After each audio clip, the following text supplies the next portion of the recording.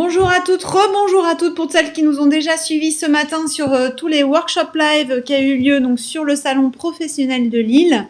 Nous continuons cet après-midi, dernier après-midi de ces 2 jours de salon qui ont été riches, intenses et certainement, et je l'espère en tout cas pour vous, inspirants pour vous mesdames. Il s'est déjà aussi passé plein de choses ce matin. Cet après-midi, nous allons repartir avec la création d'entreprise par la Banque Populaire. Et c'est Stéphanie Dreux qui va nous décrypter toutes les étapes de la création d'entreprise avec son banquier. Bonjour Stéphanie, vous allez bien? Très bien, bonjour. Bonjour mesdames, bonjour à toutes. Vous êtes en pleine forme? Donc, oui, absolument. bon, bah super. Donc, je vous retrouve Stéphanie juste après pour les questions-réponses en fin de workshop.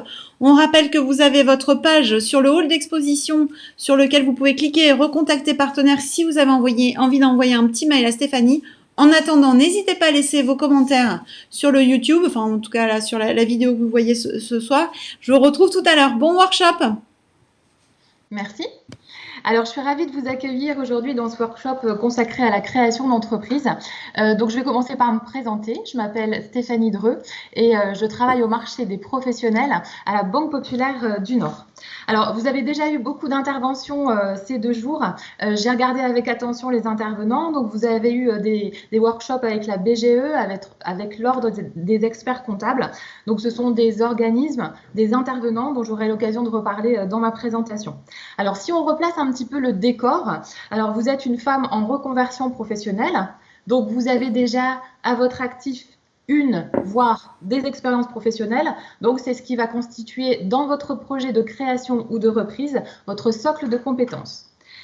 Vous avez également une vie familiale. Donc ça, c'est créer son entreprise, ça ne peut pas se faire sans faire abstraction de cet environnement familial, puisque la création d'entreprise nécessite énergie et engagement. Et évidemment, lors de la présentation de votre dossier au banquier, eh bien, il faudra évidemment vous révéler sur cet aspect-là. Et enfin, vous avez un projet. Alors, ce projet, c'est l'aboutissement d'une réflexion. Vous avez déjà une première partie de vie professionnelle et vous souhaitez aujourd'hui démarrer votre projet de création d'entreprise. Alors, vous arrivez en principe avec un projet déjà qui est mature, qui porte sur la création d'une activité ou la reprise d'une entreprise existante, pourquoi pas. Il est possible aujourd'hui de racheter un fonds de commerce pour exercer son activité et être à son compte. Alors, les domaines d'activité peuvent être aussi très différents. J'ai déjà participé au salon professionnel quand il était encore en présentiel à la Cité des Échanges. Et donc, j'avais pu voir des profils de femmes complètement différentes qui allaient à des dames qui souhaitaient être commerçantes, d'autres dames qui voulaient plutôt avoir une activité dans le domaine du service.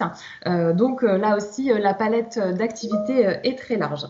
Et puis, je voudrais vous faire un petit focus aussi sur des situations de création d'entreprise qui se passent beaucoup dans les banques, qui sont les franchises.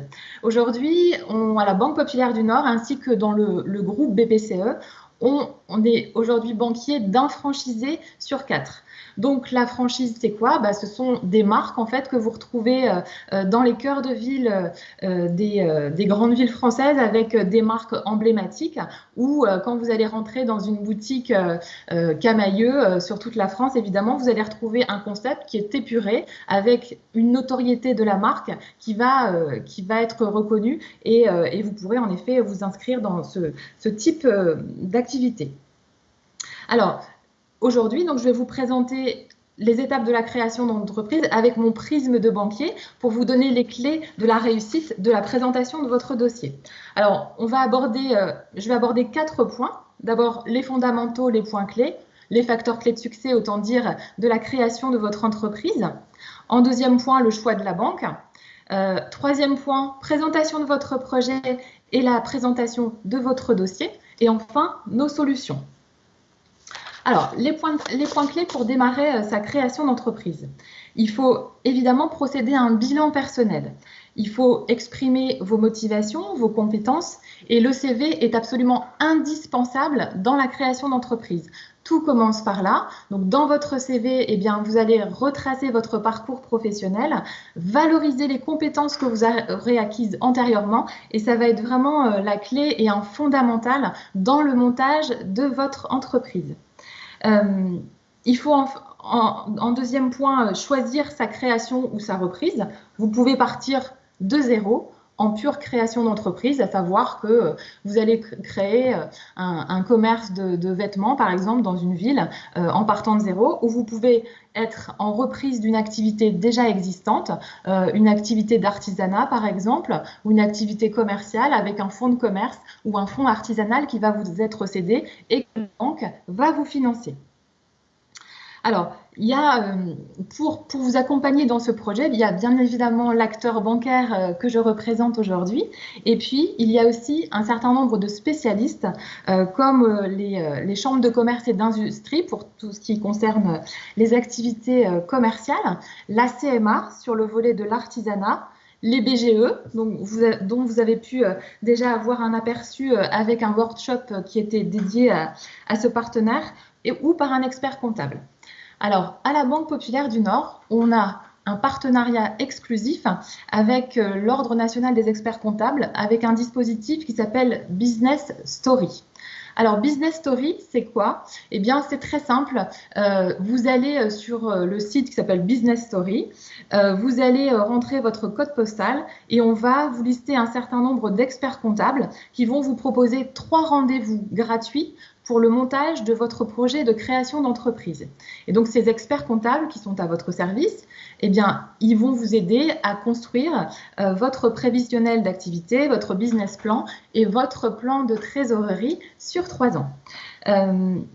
Vous devez ensuite, évidemment, formaliser votre plan de création ou de reprise d'entreprise. Donc, c'est vraiment un dossier complet qui va comporter bien évidemment votre CV, votre projet de création et puis des éléments financiers comme le prévisionnel d'activité, votre plan de trésorerie et en face de ça, des besoins bancaires qui vont se traduire par un plan de financement. Et enfin, un autre fondamental, c'est de pouvoir recenser les sources de financement auxquelles vous pouvez être éligible. Bien évidemment, il y a les prêts bancaires, mais il y a aussi sur la place en fait un certain nombre de prêts d'honneur ou d'avances remboursables dont vous pouvez bénéficier. Donc, je pense aux prêts d'honneur qui sont dédiés, par exemple, aux personnes en recherche d'emploi et qui vont vous aider et qui vont constituer votre apport pour le montage de votre dossier de financement. Alors, le choix de la banque. Alors, pour comprendre un petit peu les choses que l'on peut attendre d'un créateur ou d'un repreneur d'entreprise. Eh bien, une banque d'abord, c'est une entreprise commerciale comme une autre qui gère des activités comme toute autre entreprise avec un objectif de chiffre d'affaires. Donc nous, on vend du prêt, on vend de l'argent et nous, on va avoir en face de nous un créateur d'entreprise qui va devoir nous convaincre. Donc vraiment, c'est vraiment l'attitude à adopter. Il faut convaincre par votre projet. Alors, j'ai pour habitude de participer à des jurys sur des plateformes d'avance remboursable ou autres, et c'est vraiment exprimer son projet, le défendre, valoriser ses compétences et avoir une vision prospective de son activité. C'est vraiment déterminant dans la présentation de son dossier au banquier. Alors, d'accoutumée, il est toujours en général, on sollicite plusieurs établissements bancaires et en premier lieu, bien évidemment, sa banque, puisque quiconque, plus que votre banque à titre personnel, vous connaît sur ce plan-là. Alors, se limiter à 2, voire 3, c'est bien. Pas davantage parce qu'après, vous allez trop vous diversifier. Alors, en recensant les points qui vous paraissent importants. Alors aujourd'hui, sur le volet professionnel, eh bien, il y a les banques sont toutes un peu différentes. Nous, à la Banque Populaire du Nord, on est sur un interlocuteur unique. Donc, nos clients professionnels et professions libérales bénéficient d'un interlocuteur unique, un conseiller professionnel, pour lesquels les clients disposent de sa ligne directe, à la fois fixe et portable. Et évidemment, le canal de rendez-vous que nous privilégions, c'est le rendez-vous à domicile, puisque vraiment l'idéal, c'est d'aller voir votre activité, de vous voir dans votre activité pour savoir évidemment ce que l'on finance. Donc on est évidemment très concret sur cet aspect-là. Dès le premier contact, je pense qu'il faut que s'instaure un climat de confiance avec le banquier et qu'il y ait véritablement un feeling qui s'instaure. Et puis, dès lors que vous êtes professionnel avec votre banque, vous allez rentrer dans une phase de négociation qui est une négociation de professionnel à professionnel. Évidemment, vous connaissez la banque probablement toutes sous le prisme du volet personnel, à savoir que probablement vous avez sollicité votre banque pour acheter un véhicule, pour acheter votre résidence principale. Et là, vous allez changer un petit peu de prisme en évoquant votre projet à titre professionnel. Donc ça change quand même beaucoup la donne sur le volet sur la manière de présenter les choses, puisque vous allez vraiment défendre votre projet. Sur la présentation de votre dossier de crédit et de votre dossier de création d'entreprise. Alors, en général, les acteurs qui sont dédiés, donc les interlocuteurs dans les chambres de commerce et d'industrie, auprès de la chambre des métiers et de l'artisanat ou dans les BGE, voire même l'expert comptable, construisent avec vous, en fait, co-construisent un dossier de présentation de votre activité qui, comme je le disais précédemment, démarre par votre présentation, vos compétences, votre expérience, votre environnement familial. Donc véritablement là, il faut vous raconter. Il faut valoriser vos diplômes. Peut-être êtes-vous titulaire de diplômes en matière dans le domaine de l'artisanat. Voilà, donc tout ça, c'est évidemment à raconter et à compiler dans votre CV. Alors, avec la Covid, il est vrai qu'on remarque énormément de création d'entreprises en ce moment, majoritairement sous le statut d'auto-entrepreneur en fait. On a eu quelques chiffres de la Chambre des métiers et d'industrie des Hauts-de-France qui nous faisaient part d'une statistique où en 2021, on a 2/3 des créations d'entreprises qui sont des créations avec le statut d'auto-entrepreneur. La présentation de votre entreprise en deuxième point. Donc, quels sont les produits que vous allez vendre? Quels sont les services que vous allez vendre? Est-ce que vous allez vous adresser à une clientèle de particuliers, à une clientèle de professionnels? Qui vont être vos fournisseurs? Est-ce que vous aurez besoin de collaborateurs pour vous assister dans votre entreprise? Et de ce fait, est-ce que vous aurez besoin de recruter des collaborateurs? Troisième point majeur, la présentation du marché. Votre entreprise et votre projet aujourd'hui, il s'inscrit dans un cadre géographique. Donc, je vais exercer mon activité à Lille, à Marcq-en-Barœul, à Calais, à Dunkerque. Et donc, quelle est ma zone de chalandise? Et au regard de cela, quel est l'environnement concurrentiel de mon activité? Qui sont les gros acteurs dans la ville, y compris maintenant sur Internet, puisque beaucoup d'activités se développent à distance et via des sites Internet. Qui sont mes concurrents sur le marché et comment moi je vais me diversifier par rapport à eux? Et enfin, votre stratégie, votre plan d'action commercial, quelle est votre stratégie financière? Quelle sera votre politique en ressources humaines? Même si, en général, la création d'entreprise, au démarrage, on recrute, on constate quand même que peu de créateurs d'entreprises recrutent dès le démarrage. Un autre élément important, c'est votre visibilité sur Internet. La crise sanitaire qu'on vit encore d'ailleurs, qu'on a vécu et qu'on vit encore, a révélé le besoin pour tous les acteurs de la vente, de l'artisanat, d'avoir une visibilité sur Internet. Aujourd'hui, les restaurateurs qui n'étaient pas forcément convaincus par le fait d'avoir un site Internet, eh bien, s'y sont tous mis, puisqu'ils ont désormais des sites, des pages avec des commandes qui sont possibles en ligne et avec des briques de paiement associées, ce qui leur permet d'encaisser en fait du chiffre d'affaires, y compris quand le restaurant physique est fermé. Dans le domaine de la vente, même constat. Aujourd'hui, Si on parle de vente de vêtements, de chaussures, que sais-je, il faut évidemment avoir une visibilité sur Internet et avoir soit un seul canal de vente donc en boutique, voire 2 canaux de vente en boutique et sur Internet. Donc là, vraiment, c'est un point vraiment fondamental. On a passé, nous, banques, l'année 2020 et l'année 2021 à équiper nos clients qui n'étaient pas nos clients professionnels en solutions de vente à distance et en site Internet. Et donc, ça permet aussi de se prémunir contre, je ne l'espère pas, mais il faut quand même y penser, à d'autres crises qui pourraient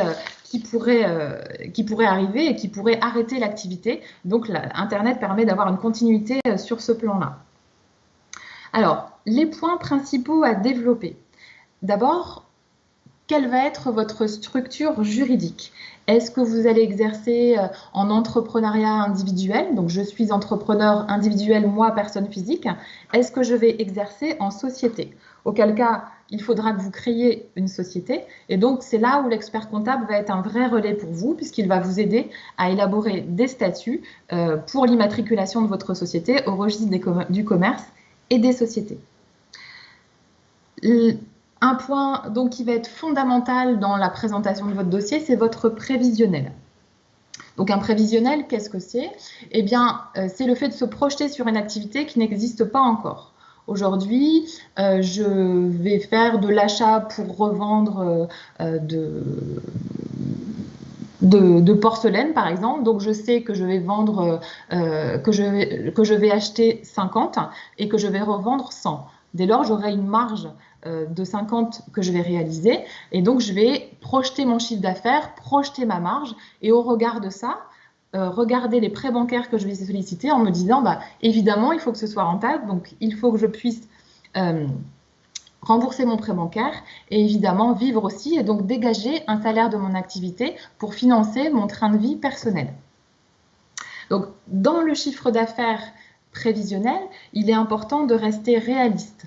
Il faut avoir un chiffre d'affaires qui soit fonction d'un panier moyen. Donc, je sais que je vais avoir un panier moyen sur la vente de vêtements, par exemple, de 50 €, que j'aurai à peu près 10 clients par jour. Et donc, je vous laisse faire la multiplication. Je sais que je vais être ouverte 5 à 6 jours, voire à 6 jours par semaine et que je fais fermer ma boutique à peu près durant 7 semaines et donc dès lors que j'aurai 45 semaines d'ouverture.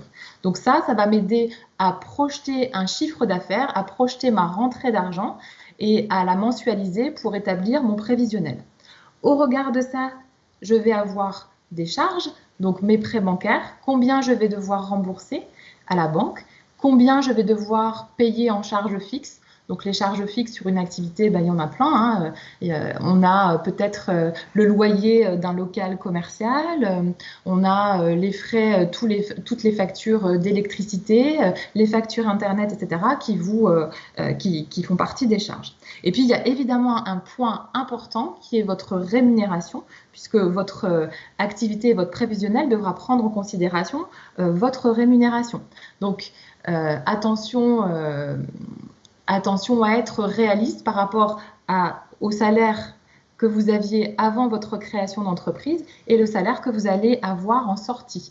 Donc, il faut rester à peu près dans les mêmes eaux pour pouvoir avoir une continuité dans votre train de vie privé.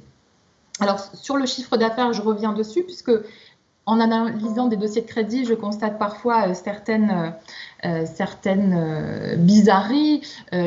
Par exemple, je vais vous partager l'exemple d'un coiffeur qui présentait un chiffre d'affaires, donc qui reprenait un salon de coiffure et qui me présentait en prévisionnel un chiffre d'affaires qui était beaucoup plus important que le salaire, que le chiffre d'affaires de son prédécesseur.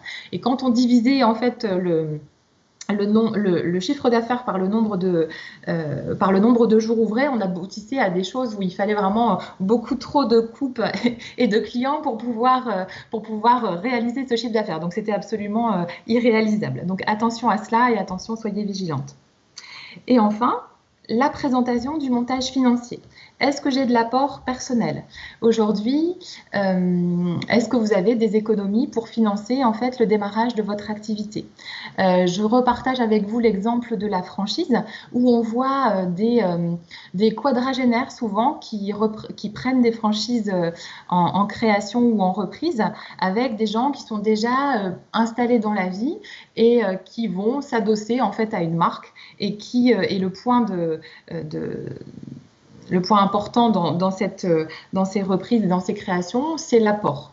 En général, il faut quand même un petit peu d'apport. Donc ça, c'est à voir par rapport à votre situation et à votre projet. Maintenant, il faut savoir qu'on a des prêts d'honneur en fait qui peuvent constituer votre apport avec des structures qui sont dédiées. On a au regard de ça, enfin, l'emprunt bancaire. Donc, l'emprunt bancaire classique qui va financer votre besoin, donc qui va financer, par exemple, votre stock pour démarrer votre activité, qui va financer votre matériel pour agencer un cabinet, pour financer votre ordinateur pour votre activité sur Internet et tout votre matériel. Et donc, c'est ça que vous allez solliciter auprès de la banque. Alors, nos recommandations, quelles sont-elles? Eh bien, c'est de bien identifier vos besoins et vos ressources.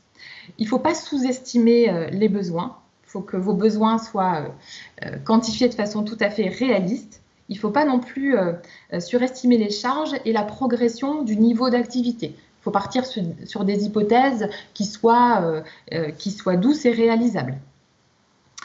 Les conditions d'une relation réussie avec le banquier, c'est d'être clair, crédible et surtout d'anticiper. Anticiper toujours les questions et anticiper les décalages de trésorerie ou autres que vous pourriez subir et donc les présenter à votre banquier. Et votre banquier en fait va être votre partenaire du quotidien. Donc vraiment, il faut l'informer au quotidien de la progression de votre activité et puis de la façon dont il peut vous accompagner. Alors nos solutions, quelles sont-elles? Vous êtes professionnel, vous avez créé votre entreprise, vous allez avoir besoin d'un compte professionnel. Et dans ce cadre-là, vous allez bénéficier d'une convention de compte. Donc aujourd'hui, on a à la Banque Populaire du Nord une offre dédiée aux auto-entrepreneurs qui comporte en fait une convention de compte avec bien évidemment le compte pro, l'accès Internet et des forfaits en fait sur les frais sur écriture ou sur les commissions de mouvement. Vous allez avoir aussi un moyen de paiement associé à votre compte pro, une carte bancaire professionnelle pour payer en fait les biens professionnels, voire un chéquier. Et donc le coût mensuel de nos conventions en fait est toujours identique quel que soit le niveau des flux. Alors, on a coutume de dire qu'avoir un compte pro, ça coûte cher. Alors certes, ça coûte un petit peu plus cher qu'un compte part, mais véritablement aujourd'hui, avec les offres auto-entrepreneurs, on a des réductions qui sont vraiment bien. Et pour vous, ça vous permet vraiment de scinder vos deux activités. Et de toute façon, c'est un fondamental pour le démarrage de votre activité et la division du fruit de votre travail et puis derrière le pan privé de votre activité. Alors, autre élément essentiel de votre équipement bancaire, c'est le terminal de paiement. Donc, si j'ouvre une boutique, si j'ouvre, je ne sais pas, un salon d'esthétique, si j'ouvre une pâtisserie, si j'ouvre une boucherie, eh bien, j'ai besoin ce qu'on appelle un terminal de paiement électronique. Alors, ces terminaux de paiement, ils sont de différents modèles. Ils peuvent être fixes, portables, ils peuvent être nomades. Donc, vous pouvez les emmener si vous faites, par exemple, de la vente en nomade sur des marchés ou autres, avec vous partout où vous allez. Alors, on a différents environnements de paiement. On peut avoir du paiement de proximité. Donc là, c'est mon TPE qui est dans la boutique, qui est à côté du comptoir et où mes clients vont passer lorsqu'ils auront fini leurs achats. Il peut être sans contact.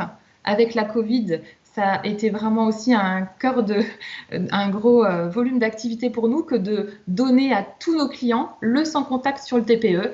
Covid oblige évidemment pour que les clients ne touchent pas le TPE. Et enfin, les solutions de paiement à distance, je reviens et j'insiste sur la visibilité sur Internet. C'est vraiment fondamental aujourd'hui. Tous les toutes les entreprises qui réussissent aujourd'hui sont présentes sur Internet et ont des solutions d'encaissement sur Internet. Donc là, les banques peuvent vous aider à la fois à construire votre site et puis après d'adosser un système de paiement. Vous allez recueillir les cartes de vos clients et vous pourrez encaisser du chiffre d'affaires. Alors, le terminal de paiement, eh bien, il y a globalement deux types de coûts. Il y a d'abord la location du matériel en tant que tel, et puis après, il y a des commissions sur les flux. Donc ça, c'est une négociation qu'il y a lieu d'avoir avec sa banque au regard de votre panier moyen. Toujours, est-ce que c'est 40 €, est-ce que c'est 100 €? À vous de le déterminer dans le cadre de la construction de votre business model. Alors, le cœur du dispositif de votre relation avec le banquier, bien évidemment, ça va être le prêt. Le prêt, on est dans le cœur de métier de la banque d'une part, et puis le cœur de votre projet. Alors, on va pouvoir vous octroyer différents prêts. On peut vous financer votre activité par un prêt classique d'une durée en général de maximum 7 ans. Alors, le taux, évidemment, il est plus élevé que les taux particuliers. Aujourd'hui, les banques ont un gros volume d'activité portant sur le prêt immobilier, donc on finance les résidences principales, secondaires et locatives de nos clients. Le prêt professionnel est plus cher puisque c'est quelque chose qui a un objet spécifique où nous allons faire un pari sur une activité, sur la personnalité d'un porteur de projet. Et donc les garanties, de la même manière, vont être très différentes. Parfois, le banquier vous demandera une caution personnelle, à savoir de vous engager à hauteur de 20, de 25% à titre personnel sur vos biens. Donc ça, c'est quelque chose qui est quand même assez coutumier, donc il ne faut pas vous en offusquer ou en prendre ombrage. C'est vraiment pour montrer votre engagement dans votre projet et la manière dont vous avez de vous y engager.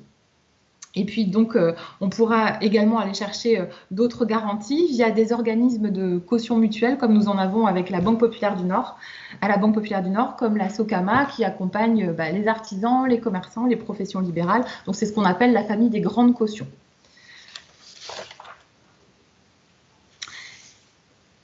Un focus particulier sur un prêt qui est un prêt que nous mettons, que nous vendons à la Banque Populaire du Nord, qui s'appelle le prêt Socama Transmission Reprise, donc qui est dédié typiquement à la reprise d'un fonds de commerce ou d'un fonds artisanal ou même d'un fonds libéral. Donc là aussi, on a en local à la banque, en fait, une société de caution mutuelle qui est composée d'artisans, de commerçants et de professions libérales qui sont installés dans les Hauts-de-France et qui sont membres d'un conseil d'administration qui prennent les décisions sur votre dossier pour les garantir. Donc là, vraiment, on a une grande proximité. Donc n'hésitez pas à nous présenter vos dossiers de reprise en la matière. Enfin, autre famille de produits, c'est l'équipement court terme. Pour gérer son activité, on a parfois besoin d'une petite ligne de caisse, une autorisation de découvert sur votre compte professionnel qui va vous aider à gérer les petits décalages de trésorerie. Et enfin, un gros conseil sur l'assurance et sur la prévoyance, puisque en tant que professionnel indépendant, vous allez évidemment vous n'allez plus relever d'un régime adossé à un contrat salarié. Donc là aussi, la banque sera là pour vous accompagner dans votre projet. Voilà, j'en ai terminé avec ma présentation. Je vous remercie de votre attention et je suis à l'écoute de toutes vos questions. Alors, à la technique, y en a-t-il? Merci. Alors, effectivement, il n'y a pas de... Oui. Non, il n'y a pas de questions, pas de commentaires. Du coup, c'est que tout s'est bien passé en tout cas, sur votre présentation. Vous avez été très clair. C'est ce qu'il faut comprendre. En tout cas, c'est vrai que vous avez fait tout le tour de tous les outils qu'on pourrait trouver à la banque, contrôle prêt, le terminal digital, etc. Vous avez été, assez large dans votre explication. Donc, ce que je vous disais tout à l'heure, on peut retrouver donc Stéphanie Dreux sur sa page Banque Populaire, en tout cas sur le hall d'exposition. N'hésitez pas à cliquer sur recontacter le partenaire. Vous pourrez lui envoyer directement un petit mail. Et je pense qu'on peut aussi faire passer votre page, votre petite carte de visite que je vais vous mettre de suite. Donc Stéphanie Dreux, marché des professionnels, vous avez son 06, profitez-en. En tout cas, voilà, donc c'est plutôt rare. Je vais vous donner en présentiel au salon des professionnels, donc Je ne résiste pas au plaisir de le faire pour avoir des porteuses de projets motivées au téléphone. C'est toujours très agréable. Très bien. Merci beaucoup Stéphanie. On vous souhaite Merci une à bonne vous. après-midi et on vous Merci. dit à très bientôt en tout À cas. bientôt. Merci, Merci au à vous. revoir. Au revoir.